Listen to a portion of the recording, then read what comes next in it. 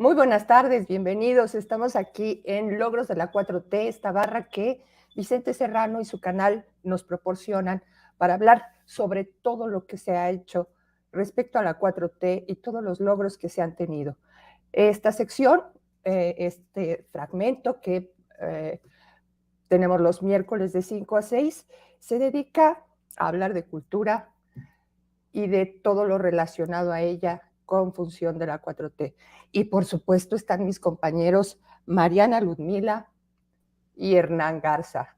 Buenas tardes. Buenas Y tardes. nuestro Buenas tardes. invitado, que cuando le pregunté cómo lo presento, me dijo francotirador. Pues adelante con nuestro francotirador. Eso no se dice. Tener a Luis Hernández Navarro, un gran escritor, un agente de medios, un agente de cultura, que seguramente les va a gustar todo lo que tiene que decirnos. ¿No es cierto, Hernán? Claro que sí. Bienvenido, Luis. Bienvenido aquí al estudio. Muchas gracias, Hernán. Muchas gracias a todas ustedes ahí, Mariana, Ana María. Un gusto estar con ustedes. Muchísimas gracias, Luis. Y la verdad es que yo súper emocionada porque es el tema que me gusta. Educación, eso. Pero además de educación rural y las normales. Y tu libro, que además... ¡Los premios! Exacto, acaba de ser galardonado. Felicidades. Gracias. Besito, papacho. Pero, bueno, dejamos que Hernán empiece. Claro que sí. La pintura en la pared. Una ventana a las escuelas normales y a los normalistas rurales. Es el nombre de tu libro recién publicado y que acaba de ser reconocido con el premio Carlos Montemayor. ¿Qué nos puedes contar de él? ¿De dónde viene? ¿Por qué lo escribes? Bueno, es un libro que habla sobre las normales rurales y los normalistas rurales. Un tema que está permanentemente en el centro del debate nacional y que a raíz de la tragedia de Ayotzinapa, del 26 de septiembre del 2014, se ha puesto en más actualidad. ¿De qué hablamos? ¿Por qué el título del libro? Quizás habría que comenzar por ahí. Y es una historia que creo que es muy hermosa. El profesor Isidro Castillo, el fundador de la primera normal rural en México, en Tacámbaro, hace ya 101 años, fue también el fundador de la normal rural en Chiapas, en Cerro Hueco, lo que hoy sería la normal rural de Macumatzá.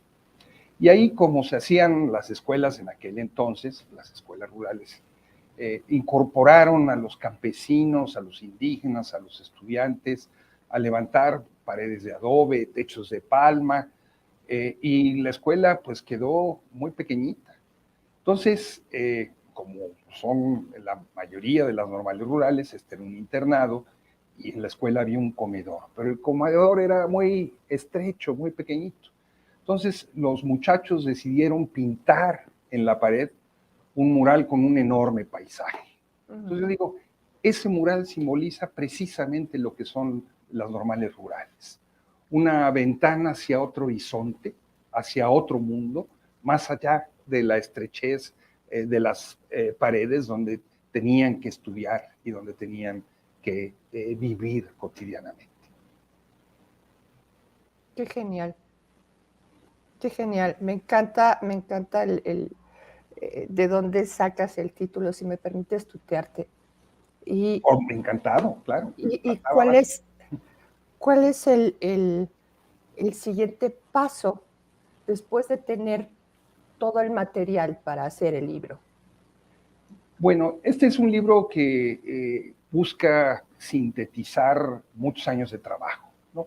No es en sentido estricto una historia académica, sino un trabajo de memoria histórica, en donde se va enlazando, como si fuera una trenza, por un lado la historia de la educación rural en México, por otro la historia de algunas de estas normales rurales, y finalmente la tercera parte de esa trenza son las biografías de figuras que estudian y salen de las normales rurales y terminan desempeñando un papel fundamental en la historia de México. Son como si fuera un río que está alimentando por distintos afluentes, se van mezclando estas tres circunstancias. Y en esos personajes se termina expresando la historia profunda de este país.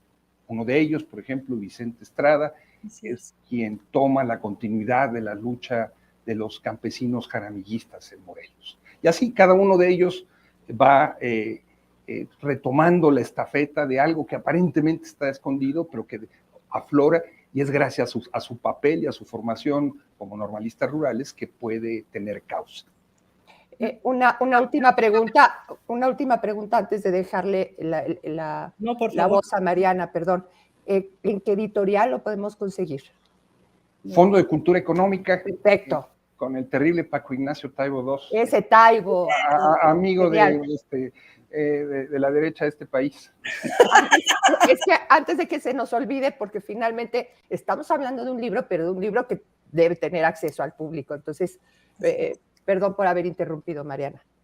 Que debo decir que yo lo busqué en Querétaro y todavía no llega. Y sí me dijeron varias librerías que, no, que se tardan a los foráneos. No es espontáneo tu trabajo. Mucha gente, Luis, podría pensar, y quien no te conoce, que decidí hacer un libro sobre escuelas normales, pero tú tienes una carrera larga siguiendo no solo la trayectoria sindicalista, de lucha, de resistencia, de los pueblos y de las escuelas y de los maestros. ¿Nos puedes contar un poco de dónde viene también esta lucha, esta resistencia? Y además, estamos en coyuntura, no me gusta esa palabra, pero la tengo que sacar. Este momento en donde efectivamente la gente está otra vez poniendo una resistencia, pidiendo un llamado de aquí estoy, vamos a hacer algo, estamos pidiendo el diálogo. Y esta demonización que se les hace, siempre se les señala como los radicales que no hacen nada, que dejan a los niños, pero no se entiende todavía esta liga que existe entre las comunidades, los pueblos originarios, los pueblos indígenas y los rurales, y cómo el magisterio es realmente quien les da voz. ¿Nos puedes contar un poquito de todo eso? Claro. Porque tienes una gran historia. Encantado, ahora sí que directo al corazón. Hay varias historias que se cruzan aquí. Por un lado, la historia de la escuela rural mexicana, una de las grandes hazañas pedagógicas de este país, reconocida internacionalmente, Sí. En donde sus fundadores cuentan cómo ellos, al calor de lo que fue la Revolución Mexicana, van a las comunidades, al mundo rural, a enseñar a leer y a escribir, y los campesinos les dicen: oigan, está muy bien, pero necesitamos más cosas, nosotros queremos la tierra. Ya había pasado la revolución, pero no se había hecho la reforma agraria todavía. Y entonces esos maestros y esa escuela se tienen que involucrar activamente en el proceso del reparto agrario, de la organización para la producción, pero también de cosas tan sencillas, tan elementales como los primeros auxilios, la higiene o la lucha en contra del fanatismo religioso. Es decir, esas escuelas son resultado de la misma lucha del mundo rural, de los más pobres entre los pobres, que demandan una educación de otro tipo. Y estas escuela del demonio. Buscan, efectivamente, así comienzan a ser llamadas, como la primera de estas escuelas normales rurales que les criticaba, se establece en la ciudad de Tacámbaro, Michoacán, una ciudad dominada prácticamente por los cristeros en aquella época. Hay un clima de satanización, esa es la palabra. Hay una disputa entre el Estado mexicano, que quiere impulsar una educación laica, la Iglesia Católica más retrógrada, una que es mucha más progresista, pero aquella no se distingue por serlo, y entonces se les llama a esas escuelas las escuelas del diablo. Y el obispo amenaza a los padres de los muchachos con excomulgarlos si mandan a sus hijos a esas escuelas.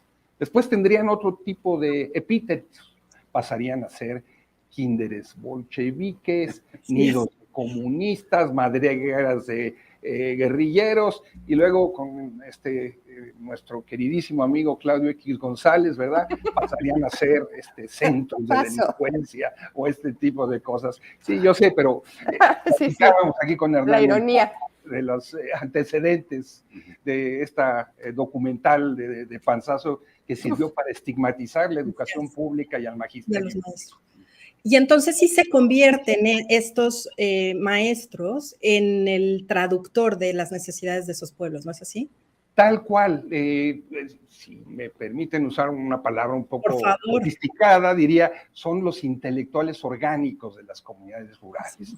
Son quienes les dan cauce a sus gestiones agrarias, pero también los que luego van a buscar agua potable, los que van a buscar que se introduzcan servicios en el mundo indígena donde no hay castellanización. Funcionan muchas veces como un puente bilingüe, son las grandes bisagras entre la gran sociedad nacional y las comunidades rurales. Ese es el papel de esos modestos maestros que acaban siendo gigantes en la perspectiva de la historia y en la perspectiva de nuestra vida cotidiana.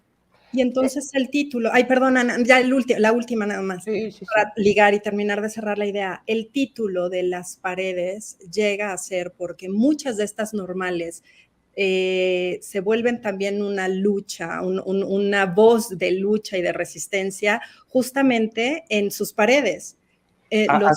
Los alumnos empiezan a pintar sus murales, ¿no? Así es. Cuando sucedió la tragedia de Ayotzinapa, un corresponsal extranjero de los que no salen de la colonia Roma o la Ciudad de México, pues tuvo a bien, alguien se da por aludido, ni modo, pero estamos lejos de ahí, cerca, pero no, hay una frontera ahí, el puente de Insurgentes nos separa, el viaducto, pero uno de ellos fue a Ayotzinapa y se encontró estos muros, ¿no? Llenos de Che Guevaras, de su comandante Marcos, de Lucio Cabañas, pero también de la masacre que ellos mismos habían sufrido el 12 de diciembre de 2011, donde la policía había asesinado a sus compañeros. Y entonces este corresponsal extranjero dijo algo así como, bueno, estar en esas escuelas es como trasladarse a un país socialista. Bueno, yo creo que le faltó ahora sí que un poquito de barrio, porque le habría bastado con ir a Palacio Nacional, con ir a la Secretaría de Educación Pública o a San Ildefonso para encontrarse con que el muralismo, que nació hace también 101 años, junto con las escuelas rurales, y las escuelas rurales van siempre de la mano. Así es parte del legado de nuestro Vasconcelos, hasta que se volvió de la derecha. Bueno, van. El premio Carlos Montemayor, ¿qué significa? Es un premio muy importante. Bueno, es una carga tremenda aquí sobre los hombros, ¿no? Carlos Montemayor era un gigante, uno de nuestros grandes intelectuales públicos, ¿no? Un helenista, un gran poeta, que de repente encontró dos cruces de caminos que fueron muy importantes para él. Él estaba estudiando, acababa de llegar a la Ciudad de México hacía pocos meses de su natal Chihuahua, cuando de repente ve en un periódico mural en la Facultad de Derecho, en la UNAM, los recortes de un periódico que daban cuenta de lo que fue el asalto al cuartel Madera del 23 de septiembre del año de 1965. Y de repente él ve allí, en esas fotografías, a sus compañeros, a sus amigos, ¿no? Y los presentaban como si fueran robavacas, cuatreros, ¿no? Y eran gentes, él sabía perfectamente, idealistas, ¿no? Y entonces ahí sufre ahí un choque tremendo y Montemayor dice, bueno, voy a dedicar mi vida, todavía no sabía que iba a ser escritor, pero voy a dedicar mi vida a contrastar eso que dice el poder con lo que dicen los ciudadanos de a pie. Y el segundo gran choque es cuando él va a dar un curso, como el gran poeta que era, a una serie de escritores indígenas en el istmo de Tehuantepec, en Oaxaca, ¿no? Y se encuentra con toda una riqueza cultural en las lenguas, ¿no? que lo llevan incluso a, él estaba nominado para ser agregado cultural en Grecia, y él dice, no, yo no voy a Grecia, yo me quedo en México, y comienza a aprender de las lenguas y del mundo indígena. Bueno, ese es una parte del legado de Carlos Montemayor. Traer eso en las espaldas con un reconocimiento, un premio que lleva su nombre, pues es una carga muy grandota. Pero merecidísimo, Luis. Y un orgullo, ¿no? Es un motivo de orgullo. Yo no sé qué pensaría él, porque en mi trabajo en el periódico, en La Jornada, yo era su editor. Y ustedes saben que los editores somos insoportables, ¿no? Tenemos algunos sí, algunos sí. Todos. No, mi editor y estamos obsesionados con el tiempo, de entrega, con el tamaño. Sí. Y él tenía sus tiempos y tenía su formato para expresarse. Entonces le tocaba luego que nos jaloneáramos un poquito, pero no ha venido todavía a jalarme los pies en la noche, entonces vamos bien. Creo que vamos bien, no me pareció mal por lo visto.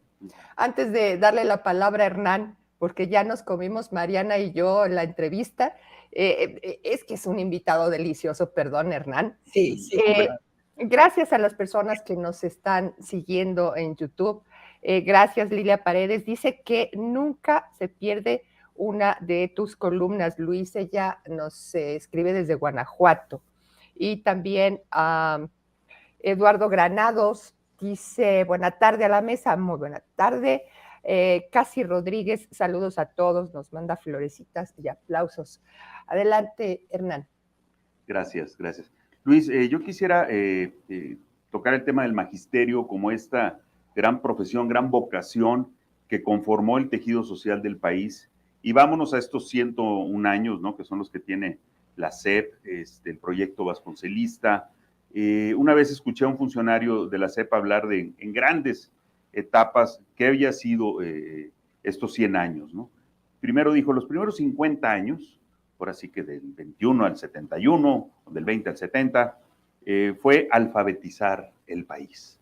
O sea, la mitad de la historia de la Secretaría fue para la alfabetización. Y luego dijo, después nos llegó la explosión demográfica. Entonces, realmente la SEP lo que hacía era construir escuelas y pues, conseguir maestros, pero estábamos realmente poniendo paredes, comprando escritorios, pizarrones, gises y profesores. Y los últimos 20, 25 años, digamos que son los de calidad educativa, que era lo que se hablaba en ese entonces cuando se veía así. Sin embargo, yo creo que ni estamos en la etapa de la calidad, ni hemos acabado de construir escuelas y ni hemos acabado de alfabetizar, digamos, para el siglo XXI a la población mexicana. ¿Qué aprendizajes puedes extraer del análisis que has hecho de las normales y las normales rurales hacia los retos de alfabetizar al público actual, al público urbano, al público que ya está en redes sociales, hacia las necesidades de contemporáneas?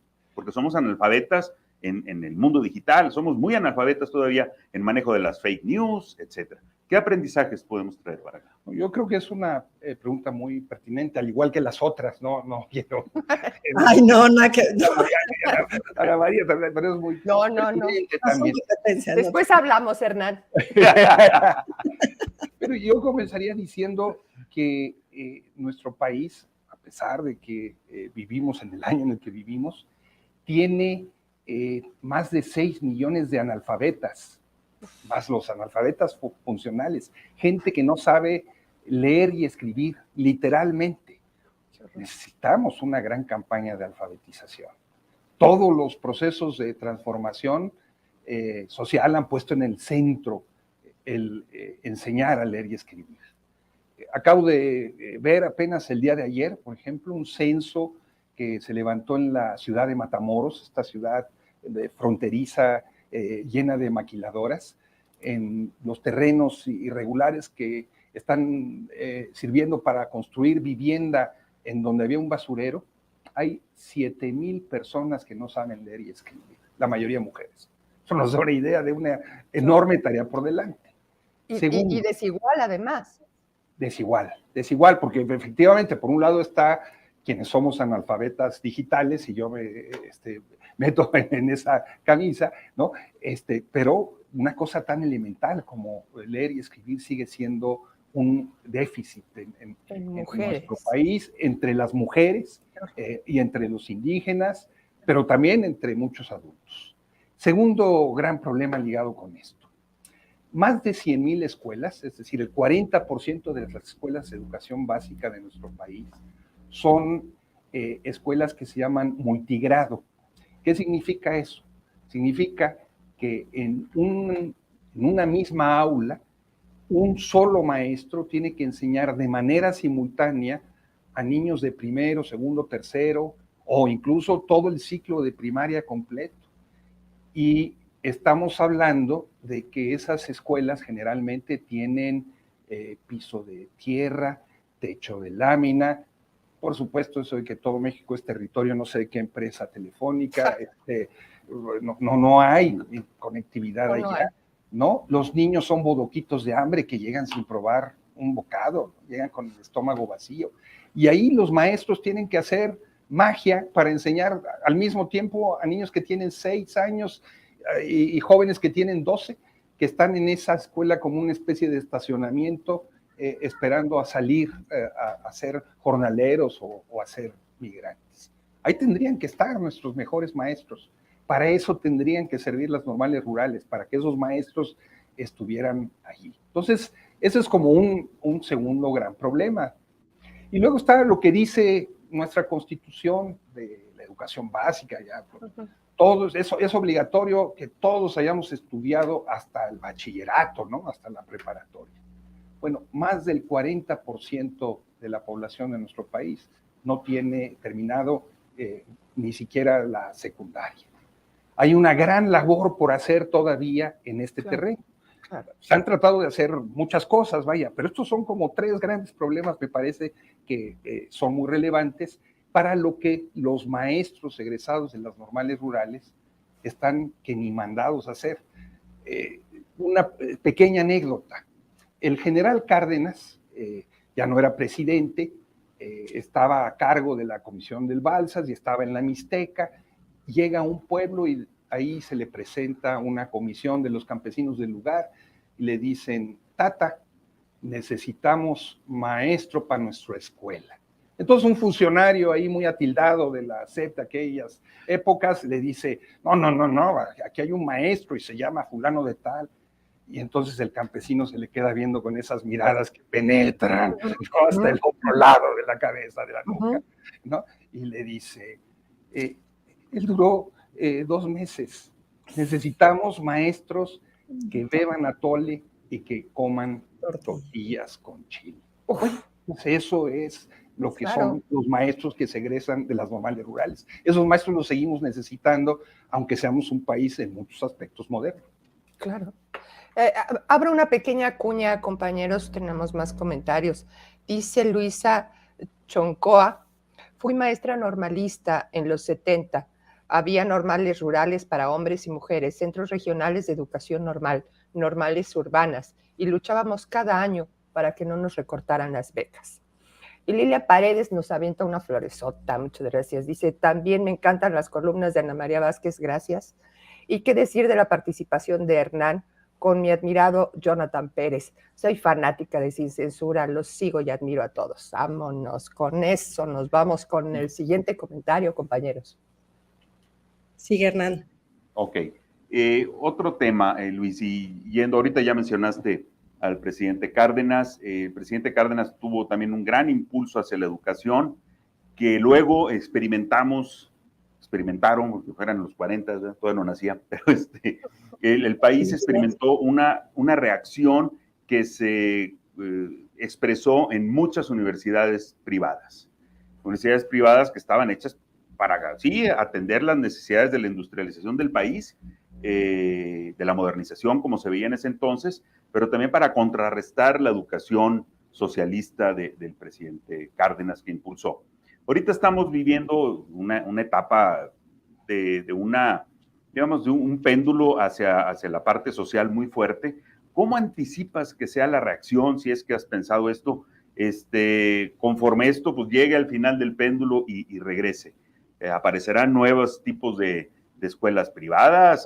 ¿O cómo crees que pueda evolucionar esto hacia el futuro? Ni Diosito Bimbo lo mande. Creo que es muy interesante también la pregunta. Va a decir aquí Hernán que le he hecho muchas porras. Le insisto también a ustedes.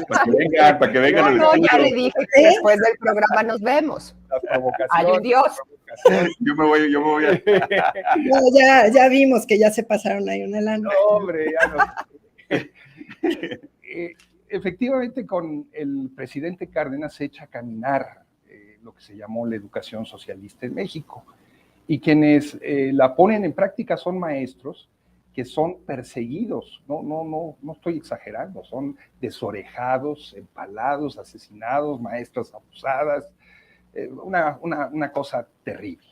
Tanto así que, bueno, quien quiera leer sobre esto, bueno, hay cosas, novelas, cuentos como el de José Revueltas o grandes murales como el de Aurora Reyes sobre la maestra rural, que está aquí en el Centro Escolar Revolución, que dan cuenta de toda esta hazaña.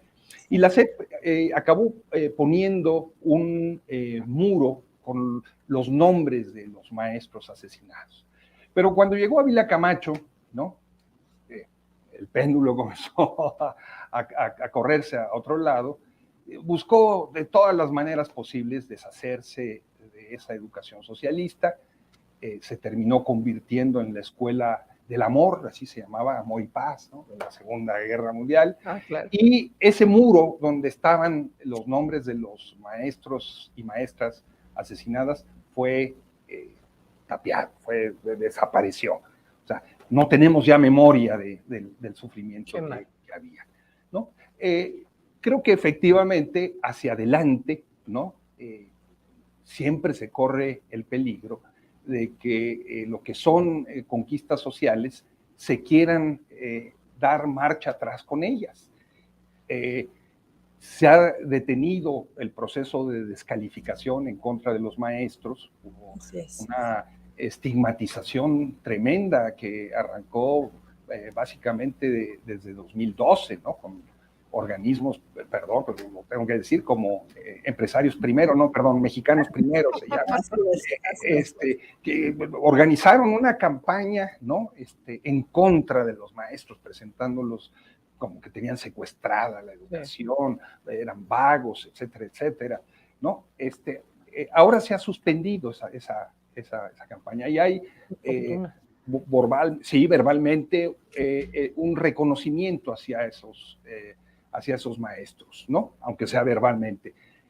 Se corre siempre el peligro, por supuesto, de que otra vez los maestros quieran ser convertidos en chivos expiatorios. Así ha sucedido a lo largo de más de 100 años, ¿no? Esa leyenda negra que se les ha creado aparece y reaparece una y otra vez a lo largo de nuestra historia, desafortunadamente. Y siguiendo un poco lo que decía Hernán, más allá de la estigmatización del docente, del magisterio, llegamos a un punto de educación neoliberal tremenda, en donde sí, la OCDE y las estandarizaciones de PISA y los exámenes, etcétera. Con la reforma o la supuesta reforma educativa de Enrique Peña Nieto y ahora y soy obradorista, lo tengo que decir, pero sí nos queda de ver mucho la parte de educación. ¿Qué hay? ¿Qué sí hay y qué no hay? Especialmente en el tema de los libros de texto, que es lo que está como más en boga, ¿no? ¿Qué hay? ¿Qué ha pasado con la educación neoliberal? ¿Realmente nos la estamos borrando o no está pasando? Aquí Mariana me quiere poner en aprietos.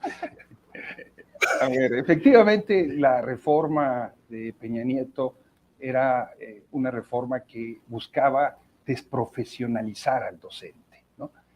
Casi convertirlo en una especie de técnico obsesionado por medir aprendizajes a partir de pruebas estandarizadas, ¿no? Y le colocó al magisterio una espada de Damocles en la cabeza, ¿no? A partir de las evaluaciones y de condicionar la permanencia en el empleo a esas evaluaciones. Hay una nueva administración. Esa nueva administración yo creo que ha tenido, primero, dos dilemas, ¿no? Un primer dilema de qué privilegia, si privilegia la educación o privilegia la salud. Y creo que el presidente López Obrador muy claramente ha dicho, bueno, mal que bien, las escuelas, los maestros están funcionando, están caminando, yo me voy a dedicar a la salud, ¿no? Y se atravesó una pandemia también. Terrible, terrible, terrible. No había forma de levantar todo este cochinero Así es. en un sexenio. Así es. Entonces es un primer dilema. Y el segundo dilema fue en qué se pone el acento, si en la cobertura, ¿no? O en una educación de otro tipo.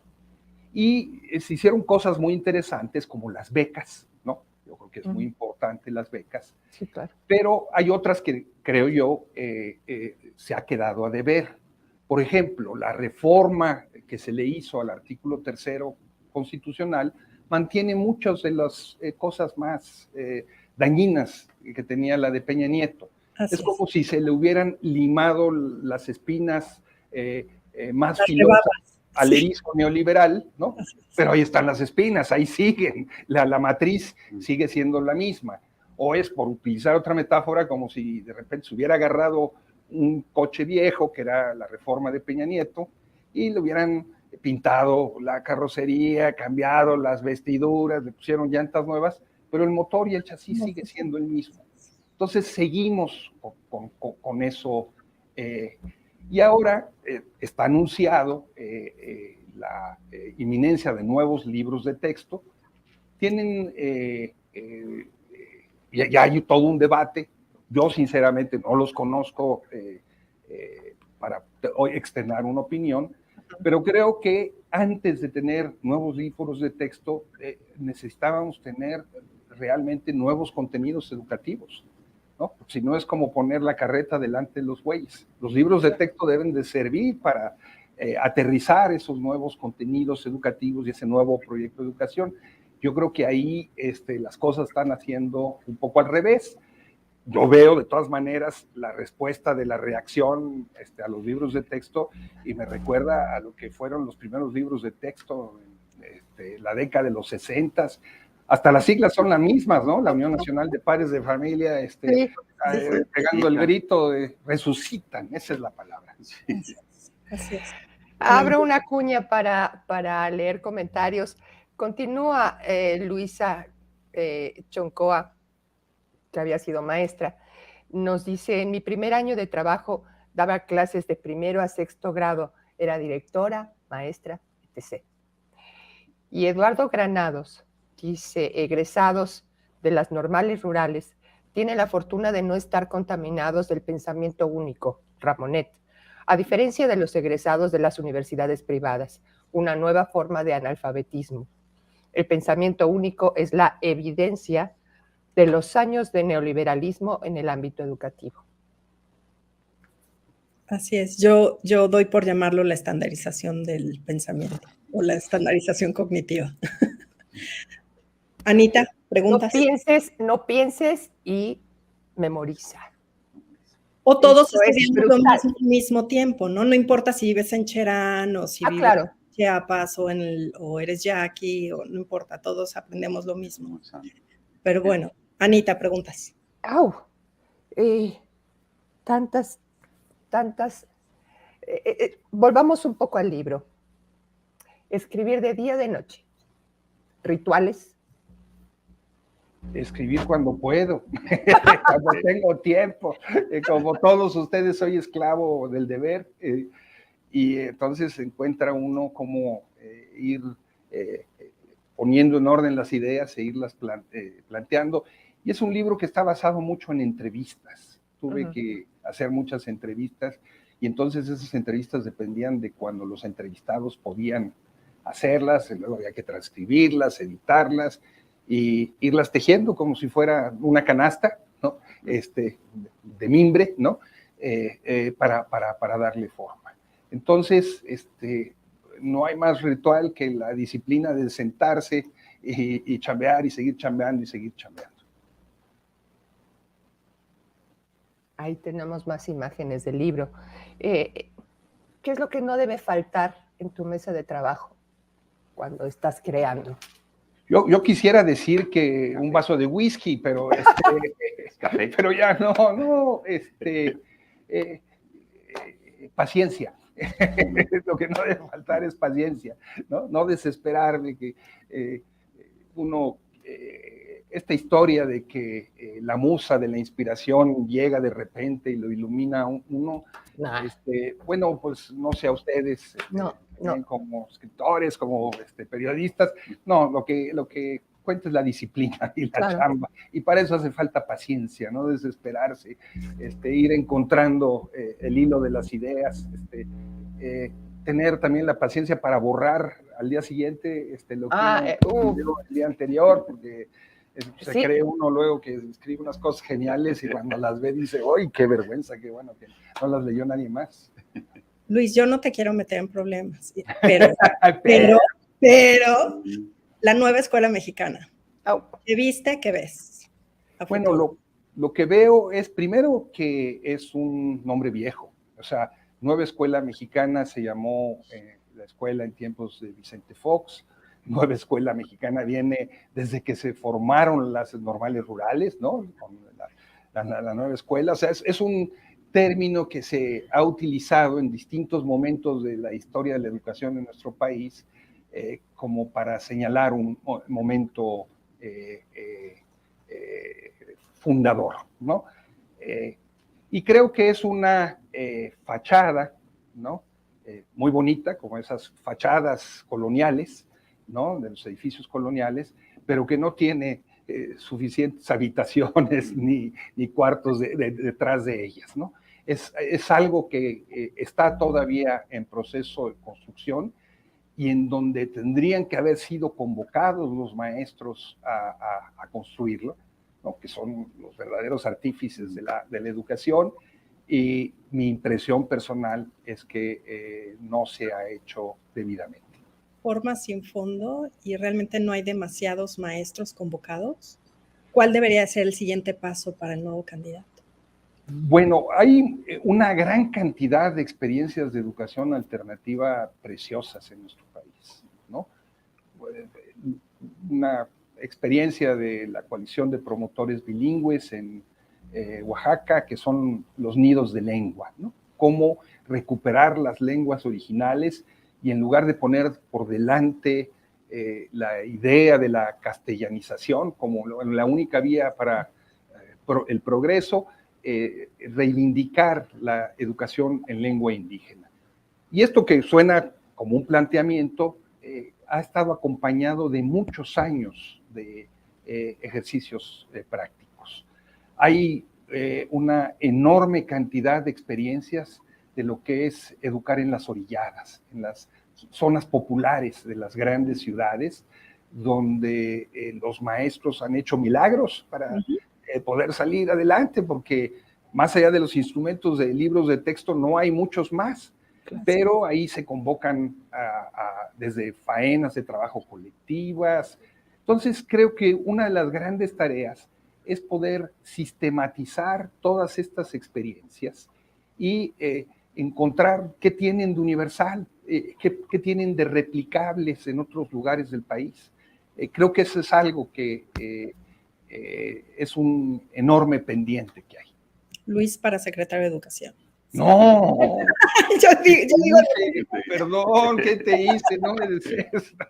Estamos hablando, entre otras cosas, del libro La pintura en la pared, una ventana a las escuelas normales y a los normalistas rurales, con el querido autor, Premio Carlos Montemayor, Luis Hernández Navarro. Gracias. ¿Hernán? Sí. Has hecho aquí un recuento muy, muy bonito de lo que está pasando hoy en las zonas conurbadas, con pocos recursos. Y yo quisiera irme otra vez a la historia de las cruzadas de alfabetización que hubieron, que dejaron una huella en el tejido social de México, que a lo mejor ahorita no nos queda claro que está ahí, por qué está ahí, pero iban los maestros a alfabetizar, se conocían ahí, se casaban, profes que estaban en la misma comunidad, Y en Oaxaca, por ejemplo, la costumbre era que se iban a vivir al lugar del hombre.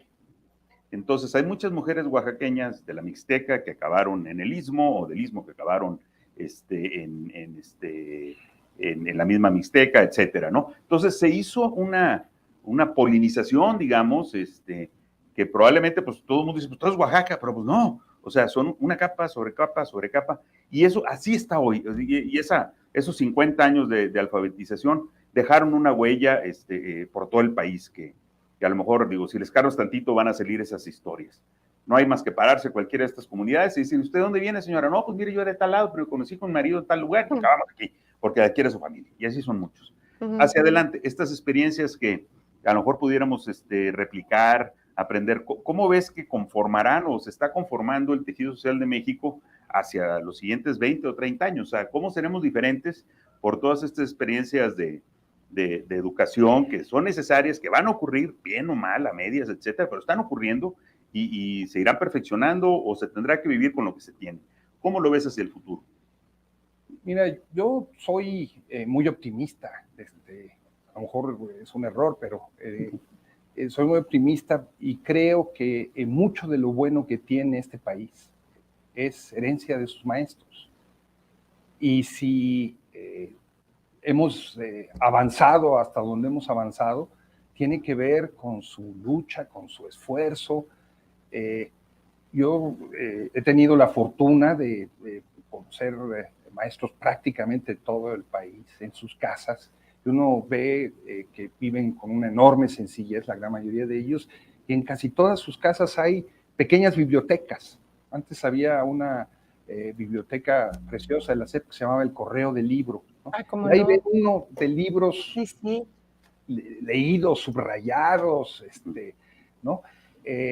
Y ve uno que esos maestros luego son dirigentes populares, ¿no? Están en la lucha por la democracia, cuidan el voto, están enfrentando en muchos casos con muchos riesgos a la delincuencia organizada, que también existe, es una cosa terrible en muchas regiones. Entonces, esos maestros son semilla, son fruto, pero también son semilla. Y las semillas que están sembrando ahora son semillas que van a germinar dentro de 5, 10, 15, 20 años. Esos maestros comprometidos han creado ciudadanía y han creado valores cívicos que esperemos sean retomados por sus alumnos. ¿Cómo sí le podemos dar voz al magisterio en este momento? ¿Tiene que ser absolutamente centralizado? ¿Tiene que ser presidencia? ¿Realmente tendría que ser la SEP? ¿Cómo le damos voz? No, yo creo que los maestros tienen voz propia y hablan por sí mismos. Lo peor que podemos hacer es crear ahí un montaje de ventriloquía, ¿no?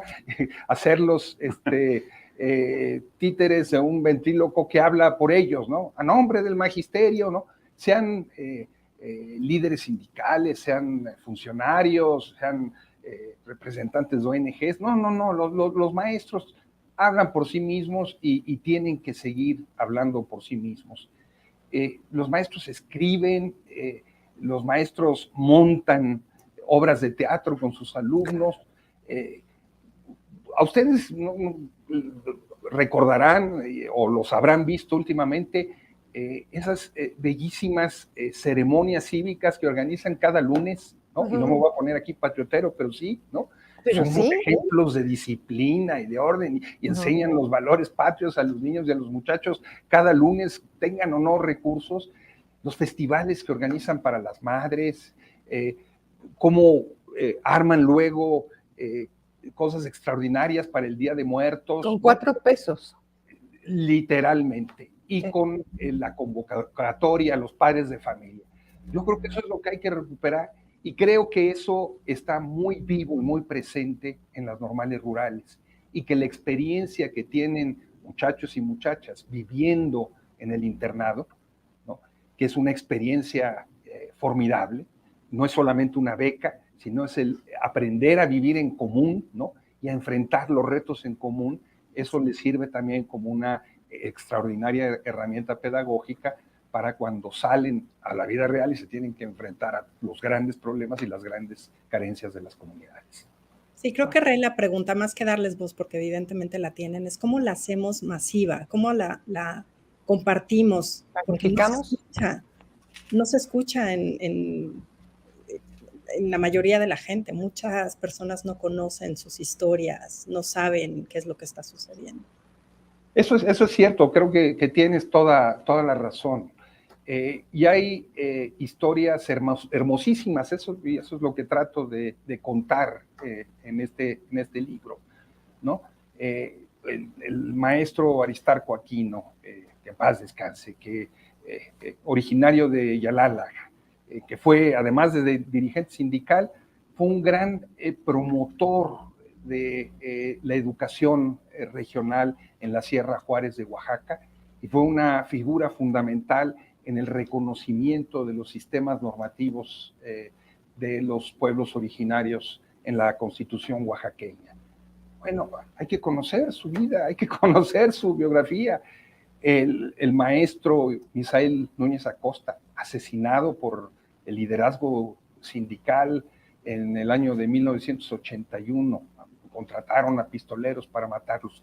Bueno, Misael organizó a los colonos de Tulpetlac, a obreros de las fábricas que estaban ahí en Kelvinator, en General Electric, organizó a los padres de familia, metió servicios y fundó escuelas. Además de todo esto, fundó escuelas. Todo este proceso organizativo nacía de las escuelas.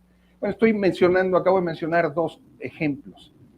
Nuestro país está lleno de esos ejemplos, ¿no? Hay que contarlos. Muchos de ellos merecerían una película de Hollywood, ¿no? Pero no hay recursos para hacerlo, pero merecerían una película de Hollywood. No estoy exagerando. De acuerdo. Anita, Hernán. Porque si no, yo me sigo, ¿eh? Hernán. A ver, estamos en el tema educativo y ahí sí te vas. Eso sí. Ni quien te pare, claro, no es lo tuyo.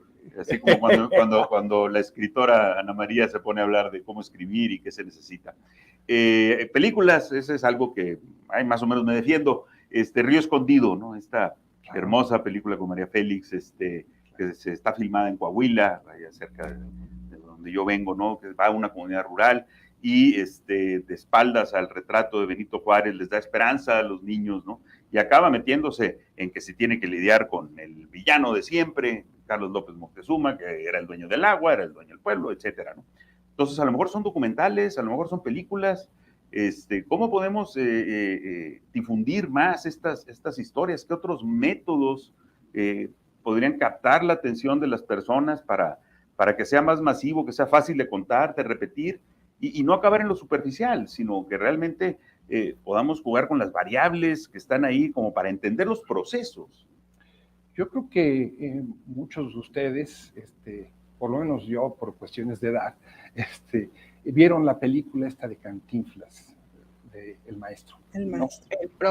El profe, ¿no? Que llega a una comunidad rural, donde hay un cacique terrible, ¿no?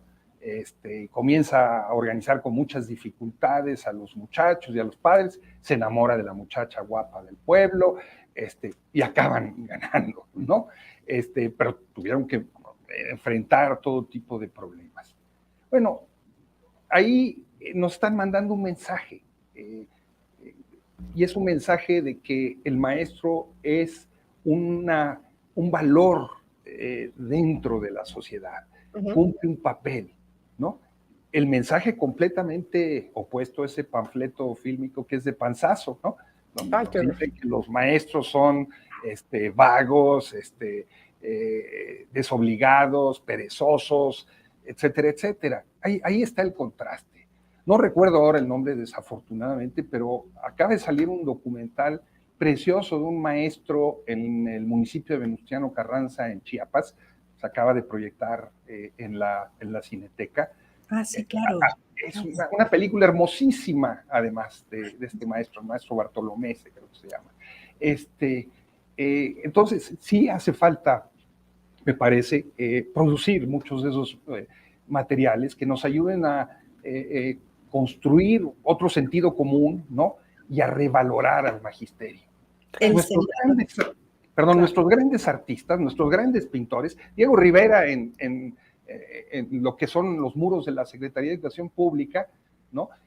Donde está toda la historia de México plasmada, tiene una parte donde está una maestra rural enseñando. Y lo mismo hicieron Orozco, lo mismo hizo Siqueiros, por supuesto, Juan O'Gorman. O sea, hay toda una tradición de grandes artistas que reivindican al magisterio. Yo creo que a algunos se les olvidó ahora y prefieren dibujarlos en caricaturas que son claramente racistas. Nos quedan 4 minutitos. Déjenme leer comentarios. Irlanda Chimal, a mi hija de 2º grado le han dado un libro de igualdad de género, ya lo terminó. Me parece que hay importantes avances, nada que ver cuando estudié, tengo 33 años. Incluso la perrita Frida ya está. Después, felicidades, dice Alejandra Miranda, extraordinario programa, gracias a ustedes que nos ven. Nena Hernández, excelentes periodistas, gracias por su información. Vuelve a repetir Irlanda Chimal, los maestros son arte. Lila Paredes, me hicieron recordar con mucho cariño a mi querida maestra Olimpia allá por 1963, de 1º a 4º año. Nos corregía reglazos, pero nos hizo buenos y honestos ciudadanos. Pero no me pasó nada. Cris C. dice, respetada, era el juramento a la bandera en mis tiempos. Claro, y sigue siendo el juramento a la bandera. Nos quedan ya, ¿cuántos minutitos? 2 minutos para que nuestro invitado nos vuelva a repetir editorial, título del libro y dónde lo podemos encontrar. Por favor, Luis pues Hernández Navarro. Brevemente, el libro se llama La pintura en la pared, una ventana hacia las normales y los normalistas rurales. Está publicado por el Fondo de Cultura Económica. Por lo pronto se encuentra en las librerías del Fondo de Cultura Económica. Hay que pedirles que vaya también al resto del país y no se concentre solo aquí en la capital, ¿no? Hay un compromiso de irlo a presentar también a las normales rurales. Esperamos ir también a otros lugares del país, ahí a hacer presentaciones y a conversar directamente con ustedes y con los maestros y los padres de familia sobre la importancia de nuestras normales rurales y lo orgullosos que deberíamos estar de nuestros normalistas rurales. Este fin de semana estás en la Feria del Libro de Iztapalapa. Así es. No soy stalker. Para leer en libertad. Lo saben todo ahí. Pero sí hice mi investigación. Hacemos la tarea. Se llama El Sembrador. El Sembrador, exactamente. Es preciosa esa película. Preciosa, hermosísima. Sí. Y conozco a una de las chicas que trabajó en la película. Muy amiga de la directora. Entonces la vamos a invitar. Gracias infinitas. Y nos debemos muchos porque hay que hablar de zapatismo y hay que hablar de autodefensa y de todo eso le sabes. Gracias a todos los que... Y de periodismo. Gracias a todos los que nos ven. Tenemos 106 personas hasta ahora. Los que pusieron su comentario. Gracias a nuestro invitado. Y compañeros, ¿algo más que tengamos que agregar? Pues nada, gracias. Encantados. Gracias, Luis. Muchísimas gracias, Ana María, muchísimas gracias, Mariana, muchísimas gracias, Hernán, y aquí al equipo técnico que hace posible que lleguemos hasta sus teléfonos, sus computadoras, ya no sabe uno, ¿verdad? Antes se decía uno hasta la casa de ustedes, ahora ya no sabemos dónde están, pero que llegamos hasta allá. Y a la audiencia que nos ve. Efectivamente. Nos vemos el miércoles con invitadazo de la buena vida de Tosepan. Gracias.